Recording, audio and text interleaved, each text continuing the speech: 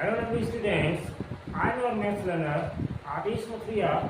If you are visit first time this channel, so please like, share and subscribe. Thank you. आज बच्चों हम आपके लिए example 9 class 10 chapter 5 का लेकर के आए हैं।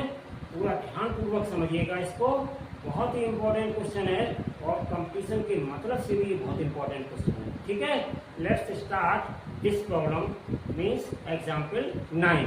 चलिए बच्चों स्टार्ट करते हैं। तो देखिए एग्जाम्पल 9 है आपका, a sum of ₹1000 is invested at 8% simple interest। 8% simple interest, simple interest पर है आपका, ठीक है ना, पर ईयर। यानी कि एक आपका प्रिंसिपल है, जो आपका प्रिंसिपल रुपीज कितना है 1000 है। ठीक है, तो इसका मतलब ये क्या हो जाएगा, ये प्रिंसिपल जिसको हम पी सिंबल से डिनोट करते हैं, तो यहाँ पर प्रिंसिपल पी हो गया आपका। ठीक है, और इज इन्वेस्टेड एट 8%। 8% ये आपका रेट ऑफ इंटरेस्ट है, 8%, ध्यान रखिएगा। ठीक है ना, सिंपल इंटरेस्ट से पर ईयर कैलकुलेट करना है। Interest at the end of each year, यानी कि प्रत्येक ईयर का इंटरेस्ट आपको कैलकुलेट करना है। इसके बाद two is interest for an EP. क्या ये जो इंटरेस्ट आ रहे हैं आपके फर्स्ट ईयर के, सेकेंड ईयर के, थर्ड ईयर के, क्या ये आपके एपी फॉर्म कर रहे हैं, ये बाद की बातें देखेंगे स्टूडेंट्स। ठीक है, इफ सो अगर है एपी फॉर्म कर रहे हैं, find the interest at the end of 30 years. तो 30 ईयर्स का इंटरेस्ट कितना होगा ये आपको फाइंड आउट करना है। ठीक है, तो चलिए बच्चों making use of this facts, इसी का हम यूज करेंगे। ठीक है, और 30 ईयर्स का इंटरेस्ट फाइंड करेंगे अगर ये एपी बनाते हैं तो। ठीक है ना स्टूडेंट्स, चलिए स्टार्ट करते हैं। तो यहाँ पे देखिए सबसे पहले क्या चीज है, हमें प्रिंसिपल दिया गया था पी, आपका दिया है स्टूडेंट्स 1000 रुपीज। ठीक है ना, और उसके बाद क्या दिया, रेट ऑफ इंटरेस्ट, इसको हम आर से डिनोट करते हैं, ये आपका 8% है। ठीक है ना, और जो हम कैलकुलेट करेंगे टाइमिंग सिंपल इंटरेस्ट के लिए, तो पहले हम पी की वैल्यू 1 लेंगे स्टूडेंट्स, फिर 2 लेंगे, फिर 3 लेंगे, और इस तरीके से आगे हम चाहें तो 4, 5, 6 ईयर्स कितनी भी निकाल सकते हैं, लेकिन एटलीस्ट 3 कम से कम इंटरेस्ट निकालने पड़ेंगे। ठीक है ना, फर्स्ट, सेकेंड और थर्ड ईयर के, समझ गए ना। तो चलिए पहले हम इनके सभी के इंटरेस्ट कैलकुलेट करेंगे। तो SI1 कितना हो जाएगा, रेट ऑफ इंटरेस्ट का फॉर्मूला तो आपको पता ही होगा। सिंपल इंटरेस्ट के लिए क्या होता है, P into R into T upon 100। तो इसी हम फॉर्मूले का यूज करके और हम तीनों साल के अलग अलग फर्स्ट, सेकेंड और थर्ड ईयर के पहले सिंपल इंटरेस्ट कैलकुलेट करेंगे। सिंपल इंटरेस्ट कैलकुलेट करने के बाद उन्हें हम एक सीरीज में रखेंगे, सीक्वेंस में, फिर हम चेक करेंगे दे आर इन एपी और आर नॉट इन एपी, ये एपी में हैं या एपी में नहीं है, ये देखेंगे। इफ दे फॉर्म एपी, अगर ये एपी फॉर्म करते हैं तो फिर हम आगे 30 ईयर्स का इंटरेस्ट निकालेंगे। ठीक है स्टूडेंट्स, चलिए तो अब हम स्टार्ट करते हैं। तो सबसे पहले हम क्या निकालेंगे, SI1। SI1 का मतलब क्या हुआ students, rate of interest, sorry simple interest पहली साल का SI1 निकालेंगे। तो SI1 के लिए हम फॉर्मूला तो वही यूज करेंगे, PRT अपॉन 100। इसमें हम वैल्यू रख देंगे, तो P हमारा कितना है 1000 है। ठीक है ना, और रेट ऑफ इंटरेस्ट कितना है 8% है, और फर्स्ट ईयर के निकालेंगे तो टाइम के लिए कितना ले लेंगे 1। टाइम कितना लेंगे यहाँ पर 1 फॉर फर्स्ट ईयर। तो यहाँ पर कितना हो जाएगा, अपॉन में 100 है आपका। इसको स्टूडेंट से हम कैलकुलेट करेंगे तो 2 जीरो आपकी कैंसिल हो गई, तो यहाँ पर कितना रह गया 10 रह गया, और इंटू ये केवल 8 बन जा 8 बचा, तो कितना आ गया स्टूडेंट्स, तो ये आ गया ₹80। तो ये हमारा आ गया SI1। SI1 का मतलब क्या होता है, simple interest for the first year. Okay, now simple interest for the second year क्या होगा, तो यही फॉर्मूला हम लगा देंगे, PRT अपॉन 100। समझ गए स्टूडेंट, PRT अपॉन 100 फिर लगाएंगे, बट याद रखिएगा कि T की वैल्यू यहाँ पे 2 लेंगे। कितनी लेंगे सेकेंड ईयर के लिए, T की वैल्यू हम 2 लेंगे, तो यहाँ पे रख देंगे। तो ये आपका प्रिंसिपल 1000 हो गया, रेट ऑफ इंटरेस्ट 8% है और की वैल्यू मेरे पास कितनी आ गई 2 और अपॉन 100। तो ये स्टूडेंट्स 0 से 0 कैंसिल आउट हो जाएंगे। यहाँ पे कितना हो गया 8 2 जा 16, 16 में 10 का मल्टीप्लाई करेंगे तो रुपीस कितना आ जाएगा 160। तो एक बच्चों आ गया ये फर्स्ट ईयर का, ये सेकेंड ईयर का इंटरेस्ट आ गया। अब आप क्या करेंगे SI3 निकालेंगे। SI3 का मतलब simple interest for the third year. तो थर्ड ईयर पे कैलकुलेट करेंगे, फॉर्मूला वही आपका रहेगा P into R into T upon 100। तो वैल्यूज को सब्स्टिट्यूट करेंगे तो 1000 इंटू यहाँ पे आ जाएगा रेट ऑफ इंटरेस्ट 8 और 3 ईयर्स के लिए टाइम 3 हो गया और यहाँ पर अपॉन में 100। तो ये 2 0 कैंसिल आउट हो गए। यहाँ पे 8 का 3 में मल्टीप्लाई करेंगे कितना आ जाएगा 24 का यहाँ 10 बचा हुआ है। स्टूडेंट ध्यान से देखिए 10 में मल्टीप्लाई करेंगे तो रुपीस कितना आ जाएगा 240।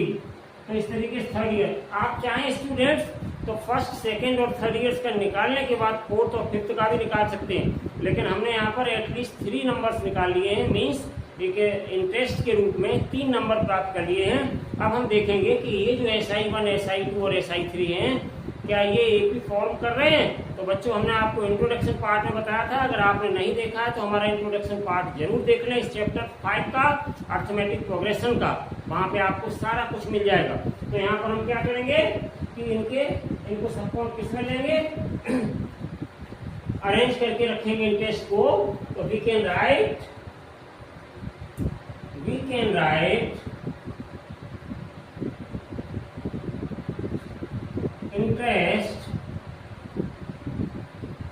interest of first, second, third, समझ गए, एंड सो ऑन ईयर्स। ठीक है ना। ये आप आगे और कैलकुलेट कर सकते हैं तो और भी लिख सकते हैं। 3 ईयर्स का लिया तो क्या क्या है मेरे पास, फर्स्ट ईयर का 80 आया स्टूडेंट्स और सेकेंड ईयर मेरे पास 160 आया और थर्ड ईयर का 240 आया एंड सो ऑन। तो इस तरीके से हमने एक सीक्वेंस ऑफ नंबर्स में इनको फर्स्ट सेकेंड थर्ड ईयर्स के रूप में अरेंज कर दिया। अब हम चेक करेंगे कि ये जो हमारे फर्स्ट सेकेंड और थर्ड ईयर्स के इंटरेस्ट आए हैं क्या ये AP फॉर्म कर रहे हैं। तो आपने देखा होगा बच्चों कि AP फॉर्म करने के लिए हम क्या करते हैं, इनको कंसीडर कर लेंगे। इसको हम सपोज बच्चों A1 कंसीडर करेंगे, इसको A2 और इसको A3 एंड सो ऑन। ये हमने कंसीडर कर लिए। अब हम पहले A2 माइनस A1 निकालेंगे, फिर A3 माइनस A2 निकालेंगे। अगर ये एक फिक्स नंबर मिलता है, फिक्स नंबर समझ रहे हैं स्टूडेंट्स, कि अगर हमें सेम वैल्यू मिलती है A2 माइनस A1 की और A3 माइनस A2 की, अगर सेम वैल्यूज मिलती हैं मीन्स एक फिक्स नंबर प्राप्त होता है, तो हम कह सकते हैं वी कैन से दैट कि they are form in AP। ठीक है ना। तो हम यहाँ पर चेक करते हैं पहले नाउ। तो सबसे पहले हम निकालेंगे A2 माइनस A1। तो A2 माइनस A1 कितना हो जाएगा 160। A2 ये है, A1 कितना है 80 है। तो सब्ट्रैक्ट करने के बाद कितना आएगा 80 आ गया। अब इसके बाद हम क्या करेंगे, दूसरा वाला लेंगे A3 माइनस A2। तो A3 माइनस A2 कितना आ जाएगा A3 माइनस A2। तो ये हमारे पास कितना आ जाएगा A3 कितना है 240 है और माइनस A2 कितना है 160 है। सब्ट्रैक्ट करेंगे तो कितना आ गया स्टूडेंट्स 80 आ गया।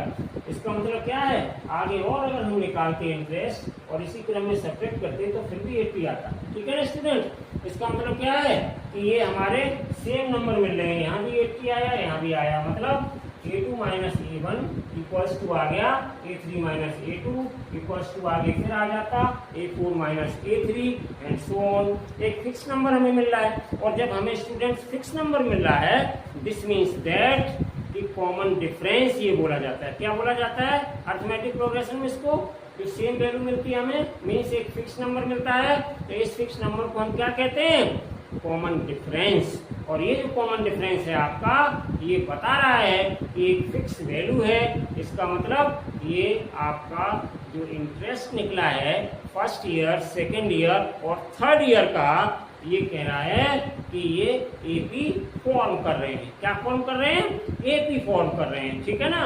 तो जब ये एपी स्टूडेंट्स फॉर्म कर रहे हैं तो यहाँ पर कॉमन डिफरेंस क्या हो जाएगा? डी की वैल्यू 80 हो जाएगी। तो चलिए बच्चों हम ऊपर स्टार्ट करते हैं, आप इसको नोट डाउन कर लीजिएगा। इसको हम स्टार्ट करते हैं तो यहाँ पर हमारे पास क्या आ जाएगा? हम रीजन लिखेंगे, इसको आप नोट डाउन कर लीजिएगा, ठीक है स्टूडेंट्स। तो देखिए अब हम क्या लिखेंगे यहाँ पर, ध्यान से देखिएगा। एक सीक्वेंस वे में क्वेश्चन को सॉल्व करना होता है, तो बिल्कुल ध्यानपूर्वक इसको सॉल्व किया है आपके लिए, और अच्छे से समझिए और आगे समझ लीजिए जो भी रह गया है आपका पार्ट। तो देखिए इसको हम कैसे लिखेंगे, यहाँ पे लिखेंगे student, since a2 minus a1 equals to a3 minus a2 equals to and so on, ऐसे ही आएंगे। तो ये सब फिक्स नंबर आएंगे, मीन्स 80 ही आएंगे, ठीक है। तो हम यहाँ पे लिख सकते हैं, दिस इम्प्लाइज जब फिक्स नंबर आ गया स्टूडेंट्स तो क्या हो गया? डी की वैल्यू आपकी 80 आ गई। इसी को हम स्टूडेंट्स कहते हैं कॉमन डिफरेंस। और ए क्या होगा? ए मीन्स अर्थमेटिक प्रोग्रेशन में हम उसको फर्स्ट टर्म बोलते हैं। तो फर्स्ट टर्म हमारा क्या था इसका नंबर्स का? यहीं से स्टार्ट हुआ था 80 से, इसलिए ये ए की वैल्यू भी हमारी कितनी आ गई स्टूडेंट्स? 80 आ गई, ठीक है ना। अब आपसे पूछा क्या जा रहा है students? Interest at the end of 30 years, this means that, ध्यान दीजिए स्टूडेंट्स, A30 आपको फाइंड आउट करना है। क्या फाइंड आउट करना है? 30 ईयर्स का interest, this means that A30 find करना है, ठीक है ना। जैसे AN होता है ना तो इसका मतलब n ईयर्स का फाइंड करना है। ऐसे यहाँ पे A30 का मतलब क्या है? 30 ईयर्स के लिए हमें फाइंड आउट करना है। चलिए बच्चों, तो हमने आपको एक general form of an AP बताया था। General form of an AP क्या होता है students? General form of an AP क्या होता है? हमने कहा था इंट्रोडक्शन पार्ट में, फिर आप एक बार चाहें तो देख सकते हैं। मैंने आपसे कहा था कि general form of an AP जो होता है वो बहुत काम की चीज है आपके लिए, और वो स्टार्ट कहाँ से होती है? पहले टर्म से। और पहला टर्म क्या होता है? ए, फिर कॉमा लगा के दूसरा टर्म क्या होता है? ए प्लस डी, फिर कॉमा लगा के थर्ड टर्म क्या होता है? ए प्लस 2d, फिर फोर्थ टर्म क्या होता है? ए प्लस 3d। मतलब डी में कोफिशिएंट एक कम, मीन्स n-1 तक चलता है।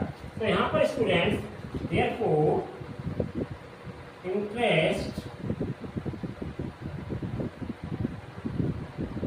interest for 30 years is given by A30। किससे दिया जाएगा? A30। और जनरल फॉर्म ऑफ एपी में A30 को कैसे लिखेंगे? एक कम, n-1 मीन्स 30 में से एक कम करेंगे कितना हो जाएगा? 29 हो जाएगा। इसका मतलब जनरल टर्म इसका क्या होगा? A30 का A प्लस 29d, यानी कि ये क्या आ जाएगा आपका? A प्लस 29 इंटू डी, ये बन जाएगा। चलिए हम वैल्यू सब्स्टिट्यूट करते हैं। A की वैल्यू बच्चों 80 है मेरे पास, और प्लस 29 और इंटू डी की वैल्यू भी हमारे पास 80 है। तो कितना आ जाएगा ये? A30 का वैल्यू कितना आ जाएगा स्टूडेंट्स? तो 80 और प्लस इनका मल्टीप्लाई कर लीजिएगा। 29 और 80 का मल्टीप्लाई करोगे तो 29 80 का मल्टीप्लाई आप लोग कर सकते हैं, वेरी सिंपल। कितना आ जाएगा? 2320। ये आपका मल्टीप्लाई करेंगे, इसका इतना आ जाएगा 29 का 80 में, ठीक है। अब बच्चों जब हम इनको ऐड कर देंगे तो कितना आ जाएगा? 2400। ये क्या है? 2400, ये आपका हो गया रुपीज, ठीक है ना। तो इस तरीके से स्टूडेंट्स 30 इयर्स का जो आपका इंटरेस्ट आया है, 30 इयर्स के अंत का या बाद का जो इंटरेस्ट आया है, वो आपका इंटरेस्ट कितना आया? 2400 रुपीज ओनली। तो ये थी स्टूडेंट्स आपकी ये प्रॉब्लम। आज हमने आपको बहुत अच्छे से ये प्रॉब्लम समझाई है। एक बार फिर आप चाहें तो मैं रिपीट किए देता हूँ। यहाँ पर आपको ये सम ऑफ रुपीज 1000 दिया गया था आपको। ये पी की वैल्यू थी, is invested at 8% per annum. इसका मतलब ये रेट ऑफ इंटरेस्ट आर है।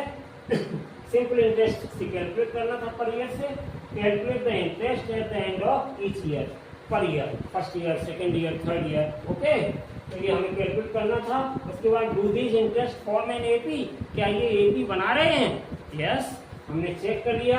जब हमने इनको निकाला A2 माइनस A1 इतना आया 80, फिर A3 माइनस A2 80 आया, means you will get a fix number और this fix number is called common difference D, ठीक है ना। So here D equals to 80 and A equals to 80 और हम फाइंड क्या करना है, rate of interest end of 30 years. So here A30 we find, ठीक है ना। Interest for 30 years is given by A30। तो क्या होता है जनरल फॉर्म ऑफ AP, हमने आपको बताया है। अगर आपको बच्चों फिर भी नहीं समझ में आ रहा है कि जनरल फॉर्म ऑफ AP क्या होता है, तो आप हमारा इंट्रोडक्शन पार्ट इसका देख लीजिएगा, वहाँ पूरी फुल चैप्टर की हमने कॉन्सेप्ट सिखाई हैं, वहीं से एक कॉन्सेप्ट ये लेकर के आए हैं। तो A30 equals to A plus 29D, रखी वैल्यू 80 प्लस 29, D की जगह हमने रख दिया यहाँ पे 80, ठीक है ना। उसके बाद A30 इक्वल्स टू 80 प्लस, इसका मल्टीप्लाई करेंगे 29 और 80 का 2320 और इनको हमने स्टूडेंट ऐड कर दिया तो आ गया 2400 रुपीज ओनली। तो ये था स्टूडेंट्स आज आपका 30 इयर्स का, एंड ऑफ 30 इयर्स का रेट ऑफ इंटरेस्ट कितने रुपीज होना था। तो यही है आपका स्टूडेंट आंसर। आई होप कि आपको ये प्रॉब्लम बहुत अच्छे से समझ में आ गई होगी। हमारे इस वीडियो को लाइक शेयर सब्सक्राइब जरूर किया करिएगा। Thank you so much for watching this video. Take care and bye bye.